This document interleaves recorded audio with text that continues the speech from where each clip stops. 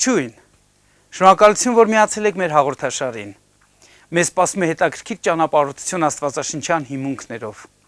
Առաջարկում եմ շարունակենք քայլել այսօր երազների եւ տեսիլքների հետքերով։ Նախորդ հանդիպմանը մենք խոսում ենք երազների խմբերի մասին եւ խոսեցինք, որ գոյություն են բժշկարար երազներ, գոյություն ունեն մաքրող երազներ եւ աղբահան երազներ, ու մենք այսօր խոսելու ենք մարգարեական երազների մասին։ Ու մինչև սկսել մարգարեական երազների մասին խոսել, ուզում եմ մի քանի պատմության մենք անդրադառնանք Աստվածաշնչում,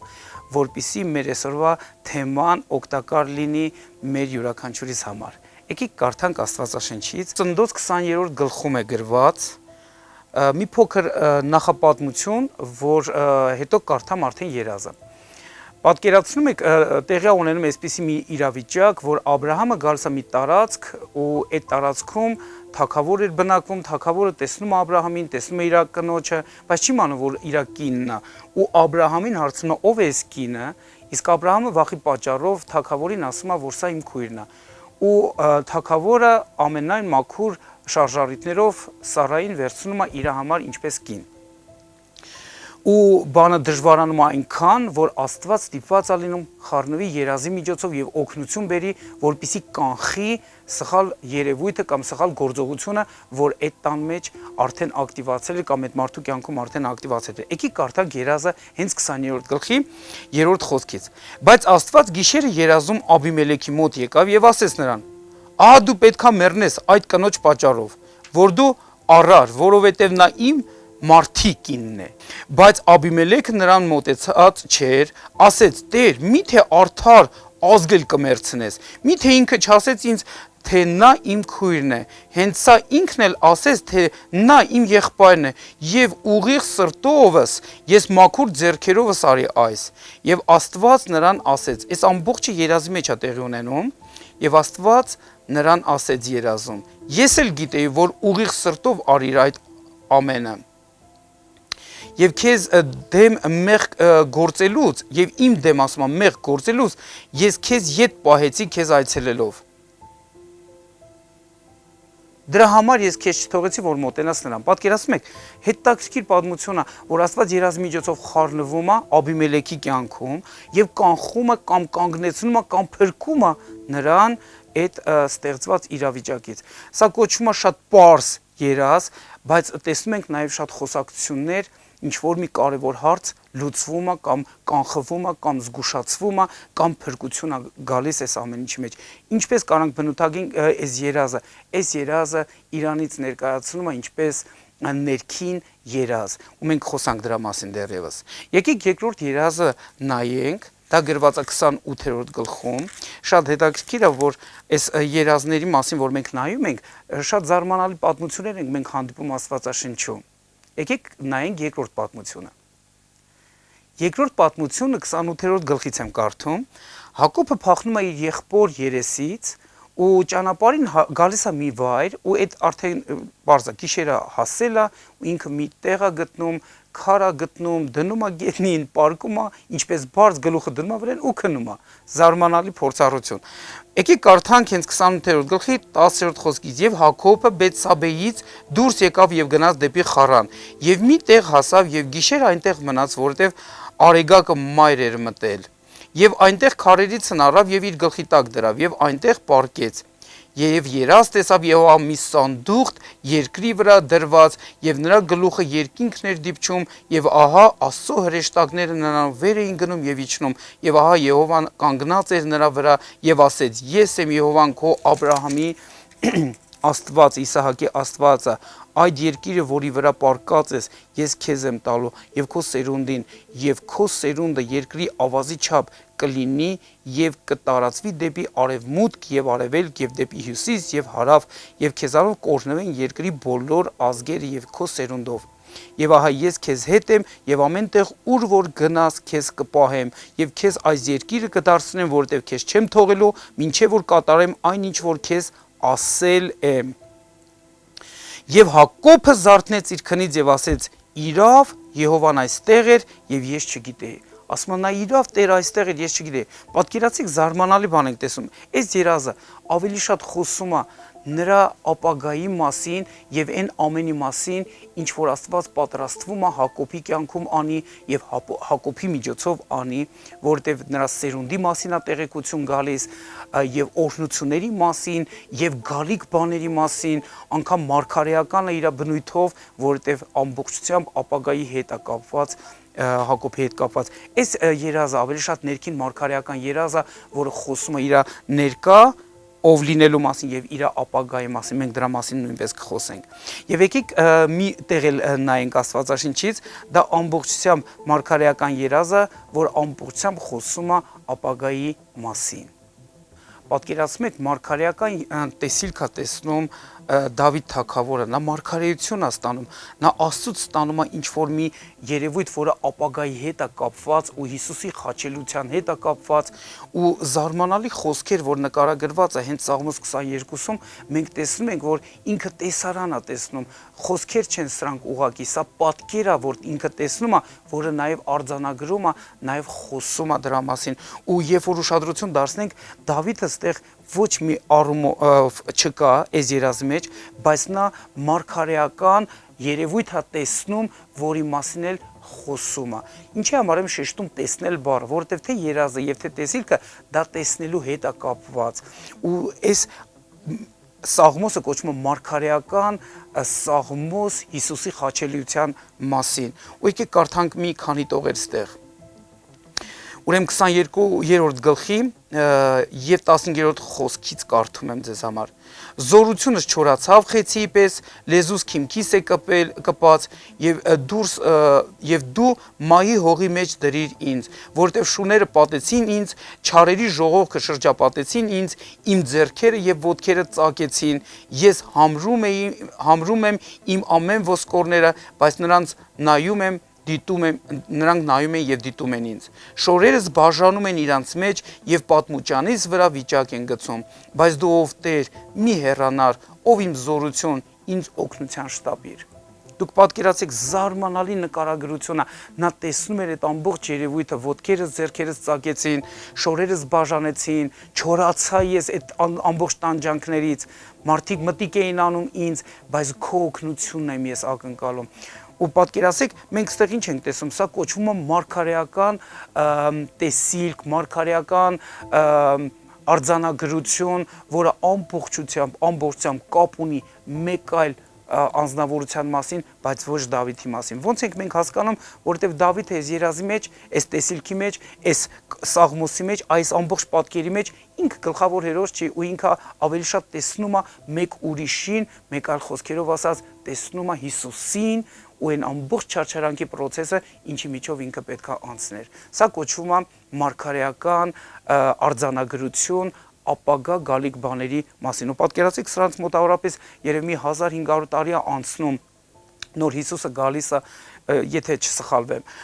ու նոր Հիսուսը գալիս է, այս ամեն բաները տեղի են ունենում։ Ու գիտեք, երբ որ այս բաներ մենք տեսնում ենք, կարդում ենք Աստվածաշնչում, տեսիլքներ, երազներ, դրանք ամբողջը կապ ունի մարդկանց հետ, մարդկանց օգնելու։ Դուք տեսաք առաջին պատմության մեջ, որ Աստված այցելություն արեց եւ մարդուն փրկեց, որ ինքը մեղքի մեջ չընկնի, համ զգուշացրեց, համ փրկեց, համ տեսնում էր նրա սիրտը, որտեվ մենք այդ պատմության մեջ տեսնում ենք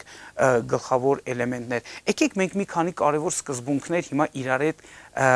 բացենք, ընկալենք, որ ձեզ համար ավելի պարզ լինի, ինչպես հասկանաք դուք ձեր երազները։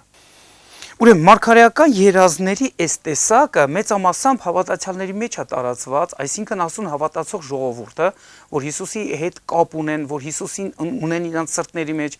ու պատկանելության հարց ունեն, քրիստոնեությունը իրենց կյանքների մեջ արժևորում են, կարևորում են, Աստծուն սիրում են, Աստծո հետ ուզում են ապրեն, քայլեն, գործեն, խոսքին մտիկ են անում, խոսքով ուզում են ապրեն։ Եկեք հիմա մենք նայենք այդ մի քանի տեսակներին, որ մարգարեական երազների մեջ, մարգարեական երազները բաժանվում են 3 խմբի,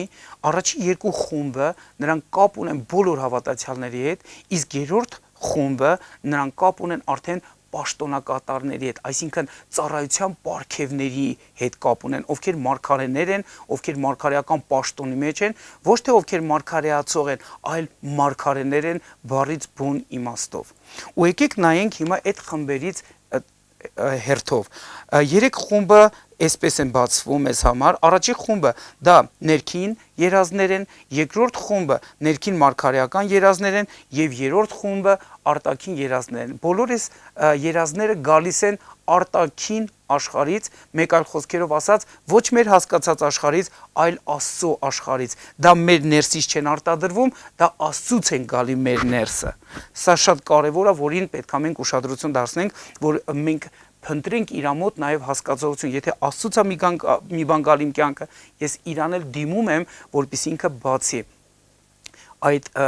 մտքերը, նպատակները, ծրագրերը, որ ինքը ունի իմ կյանքի համար եւ յուրաքանչյուրիս կյանքի համար։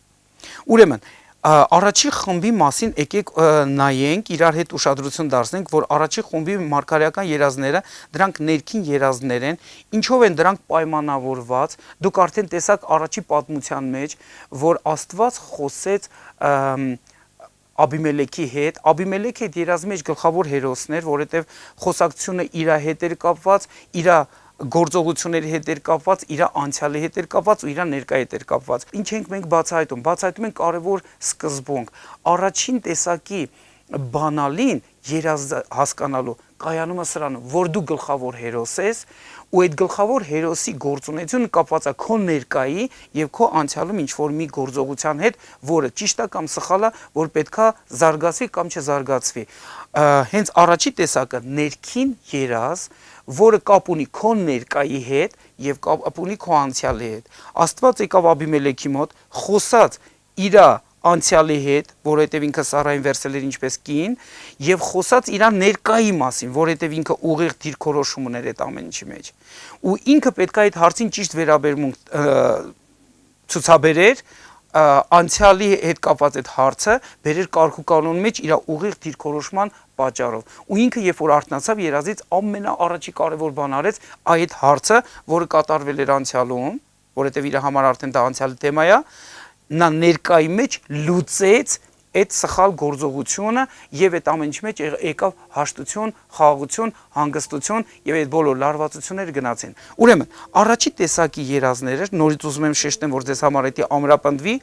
կոչվում է ներքին երազ, որտեղ Աստված խոսում է քո ներկայի եւ քո անցյալի մասին։ Ինչ կա անցյալում, որ ճիշտ չի գնացել, որ դու պետքա լուծես հենց ներկայի մեջ եւ ինչ դիրքորոշման մեջ ես դու ներկայի մեջ, որpիսի այդ դիրքորոշումից դրթված դու կարողանաս օգնություն ակտիվացնես ներկայի մեջ, որևիցե մի սխալ գործողություն շատ արագ լուծես եւ ոչ որևիցե մի ճիշտ գործողություն արագ կարողանաս ամրապնդես։ Շատ հետաքրքիր է։ Եկեք երկրորդ տեսակի մասին խոսենք։ Ուրեմն ներքին մարգարեական երազները ինչի մասին է խոսքը, ինչպես է Աստված դրա մեջ արտահայտվում, մենք արդեն տեսանք Հակոբի երազի մեջ։ Հակոբի երազը ինչով էր յուրահատուկ, որ Աստված խոսում էր հենց Հակոբի հետ, Աստված իրան ցույց էր տալի ապագա բաների մասին, որ հələ ինքը չգիտի, որ այդ սանդուղքն էր, որը Հիսուսի մասին խորհրդապատկեր էր։ Մենք հետո ենք տեսնում, որ Հիսուսը կամուրջ է դառնում երկնքի ու երկրի միջև, ու հետո մենք տեսնում ենք, որ Աստվածաշունչը ուսումնասիրելով, որ Հակոբի հետ խոսում է սերունդների մասին, որ հələ ինքը այդ սերունդները չուներ, հələ ամուսնացած էլ չէր ու իր սերունդների մասին արդեն խոսք է ստանում։ Տեսեք, մենք ինչ ձևով ենք բացահայտում այս տիպի երազները, որ այս երազի մեջ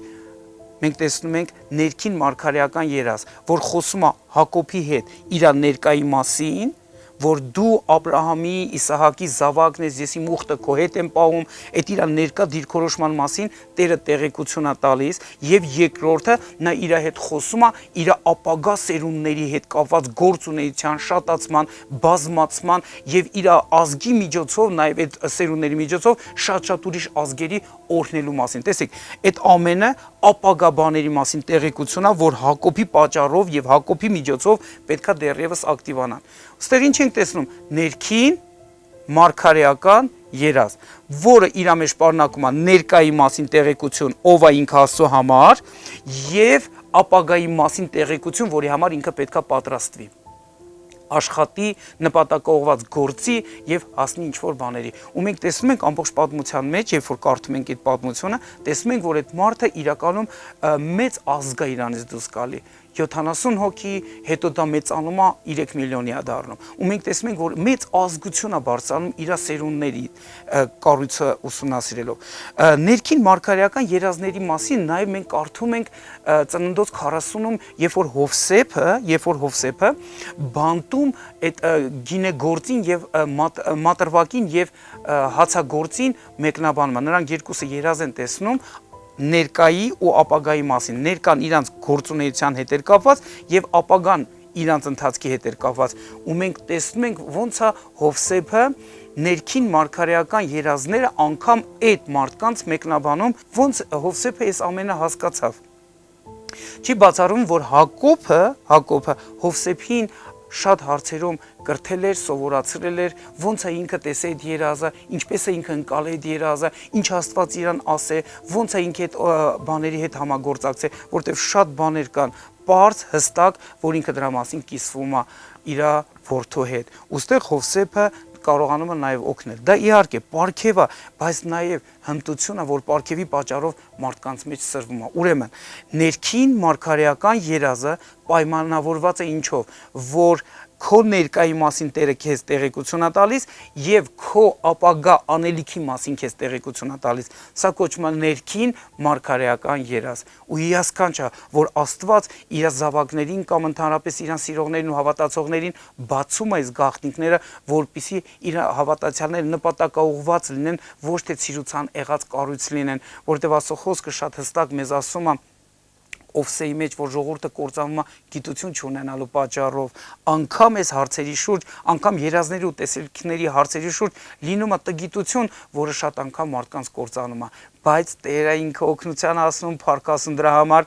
համար։ Ուզում եմ, որ այս երկու երազների գլխավոր միտքը դուք ընկալեք, որն է գլխավոր էլեմենտը, որը քեզի օգնում է հասկանալու այս երազները, թե ներքին եւ թե ներքին մարգարեական։ Ինչպես ենք հասկանում այս երազները, որ մեր մասին է, թե մեկ ուրիշի մասին է, որտեվ այս տիպի երազների մեջ բոլոր սիմվոլները, բոլոր մտքերը, կառույցները, երևույթները կապ ունեն ձեր հետ, որտեվ դուք այդ երազների գլխավոր հերոսներն եք։ Մեծագույն սխալներից մեկը, որ հաճախակի այս ոլորտում հանդիպում եմ, գիտեք, մարդիկ իրան գլխավոր հերոսներն իրանց երազների մեջ ու իրանք երազների մեջ տեսնում են տարբեր մարդկանց, տարբեր կառույցներ ու մտածում են, թե երազները ուրիշների մասին է, բայց երազները հենց ձեր մասին է եւ ձեր հետ կապված, միգուցե ձեր ընտանիքների հետ կապված, միգուցե ձեր ընթացքի հետ կապված։ Ես ու դու պետք է ուշադրություն դարձնենք, ինչպես հասկանալ Աստծուց ուղարկված երազները ձեր հետ կապված մարգարեական առաջին եւ երկրորդ տեսակների մեջ,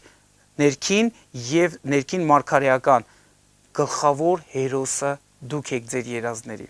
Երբ որ գլխավոր հերոսը դուք եք ձեր երազները, ուրեմն երազները ձեր մասին են ու միայն ձեր մասին են, ձեր անելիքի մասին, ձեր հետ կապված հարցերի մասին, ու երբ որ դուք ուշադրություն եք դարձնում դրան, Աստված օգնություն է ցույց տալի, բացում է, որտեղ մենք թե առաջի պատմությունից, թե երկրորդ պատմությունից Աստվածաշնչում տեսանք, որ Հիսուսը գործ ուներ, Աստված գործ ուներ Աբիմելեքի հետ, որ փրկեր նրան, Հակոբի հետ, որ նրան հաստատեր եւ ճանապարհ ցույց տար, թե իր անելիքի մասին տեղեկություն ցույց տար։ Դրա համար այս պատմության մեջ անգամ ներքին մարգարեական մի հիասքանչ օրինակ մենք տեսնում ենք նաեւ Դանիելի 4-րդ գլխի 10-րդ խոսքում է գրված դրա մասին, երբ որ Նաբուգոդոնոսոր թագավորը նա երազ է տեսնում ու երազի մեջ իրականում պատմում է իր երազը շատ մոգերի, շատ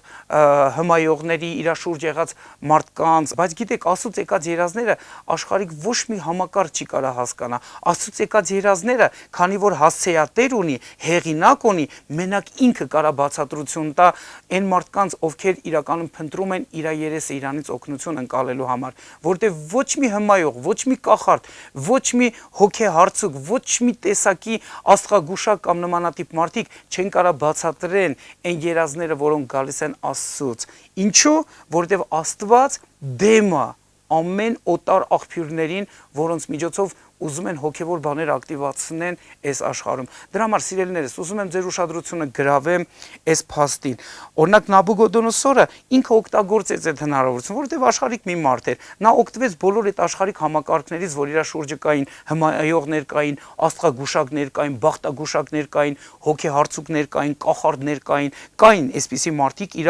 շրջապատի մեջ ու վարպետներ էին իրանց գործի մեջ, բայց երբ որ իրանց պատմեց այդ երազը, ոչ մեկ չկարողացավ իրան բացատրել այդ երազը։ Ու դրա համար կանչեց Դանիելին, որ Դանիելը երբ որ եկավ նրան բացատրեց այդ երազը։ Երազը այն բանի մասին էր, որ նրա թագավորությունը մեծացավ, մեծ հսկայական ծառեր ու շատ թռչուններ, կենդաններ, գազաններ եկան այդ ճյուղերի տակ Հովանի գտան ու հանկարծ ինչ որ մի ձևով այդ ծառը քոքից կտրվում է ու ամբողջ պատմությունը կարդացեք, շատ հետաքրքիր պատմություն է։ Ու երբ որ Դանիելը պատմում է այս ամեն ինչ ու մեկնաբանում, ասում է այդ ծառը դու ես, որտեղ Աստվածաշունչը հաճախակի ծառը ինչպես սիմվոլ օգտագործում է մարդու կերպարի մասին տեղեկություն տալու։ Ու երբ որ այդ ծառը կտրվում է ու այդ ամեն ինչ որ նա մեկնաբանեց թագավորի այդ ամեն բաները տեղի ունեցավ։ Ու մենք տեսնում ենք, որ մեկնաբանությունը, որ Աստծուց գալիս է, նա իր հետ նաև հաստատություն է բերում, օգնություն է բերում։ Կհիշեք անցյալ հանդիպմանը ես պատմեցի ինչպես մի եղբայր, որ պարտքերի մեջ էր ու երբ որ մեկնաբանությունը եկավ, ինչպես այդ մեկնաբանությունից հետո գործողություն եկավ եւ այդ գործողությունից հետո պատասխաններ եկան ու Աստծո փրկությունը եւ Աստծո ասածները հայտնի դարձան այդ ամեն բնագավառի մեջ այդ եղբոր համար։ Այսինքն այս ստեղը, երբ որ Աստված իր մեկնաբանությունը տալիս է, նրա հետ համ գործողություն է գալիս, նրա հետ համ էլ փրկություն է գալիս ու էսի մեզի շատ ուրախացնում է։ Դրա համար մենք տեսնում ենք, որ աշխարհիկ համակարգները այս հարցի շուրջ չկարողացան օգնել թագավորին, բայց Աստծուց եկած երազներն ու տեսիլքները Աստված ինքն էլ մեկնաբանություն է տալի իր հոգով, իր ծառաներին օգնություն բերելով իր ծառաների միջոցով։ Ուրեմն ձեր ուշադրություն գրավելով այս կարևոր սկզբունքի վրա, այս երկու երազների մեջ գլխավոր հերոսի հարց կա։ Երբ որ դուք ձեր երազների մեջ գլխավոր հերոսի գաղափարը հասկանաք, ձեզ համար կբացվի օգնությունը Աստծուց, որովհետև երբ որ Աստված ձեզ է բան ուզում հասկացնի, պետք չի որ դա փաթաթեք ուրիշի գլխին։ Այսպես ասած, Աստված ձեր հետ է խոսում, նշանակում է ձեզ է ուզում ինչ-որ բանում օգնի, ոչ թե մեկ ուրիշին։ Երբ որ ձեզ օգնությունը հասնում է, այն ժամանակ դուք կիմանաք ոնց մեկ ուրիշին օգնեք։ Երրորդ խմբի երազները նրանք կոչվում են արտաքին մարգարեական երազներ, որոնք խոսում են համ ներկայի մասին, համ խոսում են ապագայի մասին։ Ու այս տեսակի, այս խումբը, հենց այս տեսակի երազները ավելի շատ բնորոշ են մարգարեական պաշտոնի մեջ գտնվող մարդկանց։ Ու գիտեք, ինչպիսի նշաններ ունեն այսպիսի երազները, ոնց ենք մենք հասկանում այս տիպի երազները, որովհետև այս տիպի երազները, որ կոչվում են ներքին արտաքին մարգարեական երազներ, նրանք ավելի շատ կապ ունեն ներկայի ու գալիք բաների հետ, բայց այս տիպի երազների մեջ դուք գլխավոր հերոս չեք հանդիսանում, դուք դիտորդ եք, դուք ասեք կողքից դիտում եք ամեն իրավիճակներին, հանգամանքներին, ասեք ֆիլմի պես կամ թատրոնի պես բան եք նայում, կողքից նայող եք, այսպես ասած։ Ինչպիսի նշաններ ենք մենք այս ամենի մեջ բացահայտում, երբ որ դուք դիտորդ եք, դուք մասնակից չեք ձեր երազների մեջ, դուք զգացմունքներ չունեք, դուք այդ երազների մեջ չեք տեսնում ինքներդ ձեզ, վերապրումներ չունեք, դուք կողքից նայող եք, այսպես ասած, կողքից ու ոչ մի մասնակցություն չունեք։ Էսի առաջին նշաններից մեկն է։ Երկրորդ նշաններից մեկը սրա մեջ է կայանում, եթե ձեր մոտ հաճախակի այսպիսի երևույթներ տեղի են ունենում, հա, դա ավելի շատ կարա Աստծուց նշանը լինի, որ դուք կանչված եք մարգարեական ծառայության մեջ։ Ու Աստված ձեզի ոնց որ այդպիսի երազներ ցույց տալով, որ դուք կողքից տեսնում եք, ձեզ առաջինը կանչում է իր հետ մտերմության, երկրորդը ինքը ձեզ կանչում է, որպեսզի դուք մտնեք ձեր կոչման մեջ եւ պատրաստվեք, եւ երրորդը, որ դուք կարողանաք բարեխոսեք մարդկանց համար։ Ու դրանք շատ կարեւոր են։ Ու ինչպես յուրաքանչյուր մարգարեական երազներ, նրանք ավելի շատ խոսալու են ապագա բաների մասին, ներկայի ու ապագայի մասին, որպեսզի դուք ներկայի մեջ պատրաստվեք այն գալիք բաներին, ինչ որ սպասվում է, թե ինչպես համայնք, թե ինչպես ընտանիք, թե ինչպես եկեղեցի, թե ինչպես մարդ, որ նմանատիպ բաներ եք տեսնում։ Երբ որ Աստված ցույց է տալի ու դու մասնակից ես այդ ամենի մեջ, դու դիտորդ ես, Աստված քեզ կանչում է ինչ որ կոչման մեջ եւ Աստված քեզ ուզում է պատրաստի ինչ որ կոչման համար։ Դա հիասքանչ է, որ Աստված այս ճանապարհով օգտագործում է, բայց այս տեսակի երազները ավելի շատ բնորոշ է մարգարեական պաշտոնի մեջ արդեն գտնվող մարգարեներին, որովհետեւ մենք տեսնում ենք 5 կտակարանում բազում այդպես պատմություններ, օրինակ ամենահետաքրքիր բաներից մեկը, որ մենք կտեսնենք, որ մարգարեները տեսարաններ էին տեսնում, տեսիլքներ էին տեսնում, ու նրանք երբ որ տեսնում են, նրանք մասնակից չէին այդ ամենի մեջ, նրանք կողքից դիտորդներ էին, նրանք տեսնում էին երևույթներ, բայց կային շատ մարգարեներ, օրինակ Եզեկիելի մարգարեության 37-րդ գլխում այդ ոսկորների պատմությունն է նկարագրված, մեռած ոսկորներ են թափված, հետո Աստված խոսում է Եզեկիելի հետ, ասում է մարգարեացի, որ ոսկորները հավաքեն, ու ինքը փաստորեն ինքը այդ տեսիլքի մեջ նաև գործող անձ է, դրա համար այդ ամենի մեջ պետք էր որ մարգարեն հասկանար իր անելիքը այն ժողովրդի հետ, որի հետ ինքը պետքա առնչվեր ու Աստծուց պատգամ բերեր։ Տերը ցույց է տալի իրան ժողովրդի վիճակը եւ հետո Տերը բացատրում է մեկնաբանելով Եզեկիելին իր անելիքը, որ ինքը պետքա էթա ու կյանք հրատարակի, հարուցանող կյանք հրատարակի այդ ժողովրդի հույսերի վրա, որոշումների վրա, ընտրությունների վրա, ընթացքի վրա։ Դա հիասքանչ պատմություն է, կարդացեք այդ պատմությունը 37-րդ գլխում Եզեկիելի մարգարեության։ Շատ տիպիկ օրինակ է մարգարեի պաշտոնին բնորոշ այս երրորդ տեսակի մարգարեական պարգևը, որը կոչվում ավելի շատ արտաքին մարգարեական երազներ կամ տեսիլքներ։ Ու սրա մեջ ոնց է զանազանում ամենապարզ սկզբունքով, որ դու գլխավոր հերոս ես քո երազի մեջ ու դու մասնակցություն չունես այդ երազի մեջ։ Եթե անգամ пассив դիրքորոշում ունես այդ երազի մեջ, բայց ոչ ակտիվ, անգամ այս ժամանակ Տերը քեզ ավելի շուտ կանչում է, որ դու բարեխոսես այդ մարդկանց համար, որտեղ դու пассив կառույց ես այդ երազի մեջ։ Բայց մեծամասամբ մարգարեները տեսնում են բաներ, որի մեջ իրանք մասնակցություն չունեն, բայց իրանք ստանում են Աստծուց բաներ, որ կարողանան օգնեն եւ օգնություն բերեն շատերի համար, թե բարեխոսելով եւ թե նաեւ ասելով։ Մեկ այլ խոսքերով ասած, մարգարեն, նա ունի Աստծուց լիազորություն հրատարակելու գալիք բաների մասին եւ խոսելու, զգուշացնելով գալիք բաների մասին եւ անգամ մարդկանց մղելով գործողության գալիք բաների հետ կապված ներկայի մեջ, որ շատերը պատրաստվեն։ Գիտեք, ամեն մարդ ինքը չունի այդ լիազորությունը մի անգամից այդպես հրատարակի, որովհետև առաջինը, եթե դու մարգարե ես ու հրատարակում ես նմանատիպ բաներ, քո հեղինակությունը բացակայում է այդտեղ, որովհետև քեզ չեն ճանաչում։ Իսկ բոլոր այն մարգարեները, որ հլնում են այդպիսի բաներ են հրատարակում, այդ հասարակության մեջ նրանք արդեն իսկ հասել են ինչ-որ ճանաչողության եւ մարդիկ բոլորը կարելի ասել ճանաչում էին։ Անկամ մենք Աստվածաշնչում 5 կտակարում կարդում ենք, ասում են, ստեղ մի մարգարե չկա, որ տեսնում է Աստծուց բաներ, լսում Աստծուց բաներ, որ մեր համար բաներ խոսա։ Դա արդեն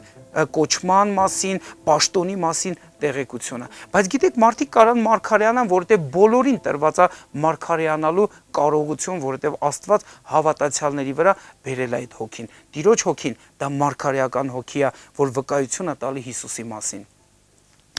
Փառք Աստծուն, այս կարևոր սկզբունքը ուզում եմ, որ դուք ուշադրություն դարձնեք։ Եթե ես հիմա իմի բերեմ այս ամենը, առաջինը դա ներքին երազա, Աստված խոսում է քո ներկայի եւ քո անցյալի մասին ու դու այդ ներքին երազի մեջ գլխավոր հերոս ես։ Երկրորդ տեսակի երազի խումբը դա ներքին մարգարեական երազ է կոչվում, որտեղ Աստված խոսում է քո ներկայի մասին եւ քո ապագայի մասին ու դու գլխավոր հերոս ես։ Եվ երրորդ խմբի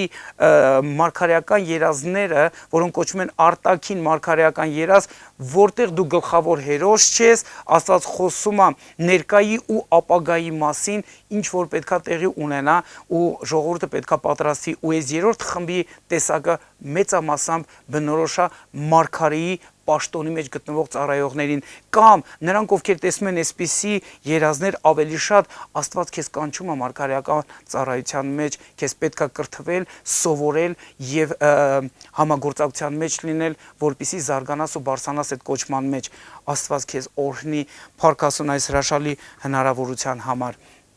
Ես սրանով ուզում եմ ավարտեմ մարգարեական երազների բաժինը, բայց մենք հաջորդ հանդիպմանը կխոսենք կրկնվող երազների մասին եւ կխոսենք ինչպիսի դրույթներ են պետք ձեզ, ինչ պետքա դուք անեք, երբ որ տեսնում եք երազներ, ինչպես վարվել դրանց հետ։ Մենք հաջորդ հանդիպմանը կխոսենք դրա մասին։ Տերը օրհնի ձեզ։ Շատ շնորհակալություն ուշադրության համար, կհանդիպենք։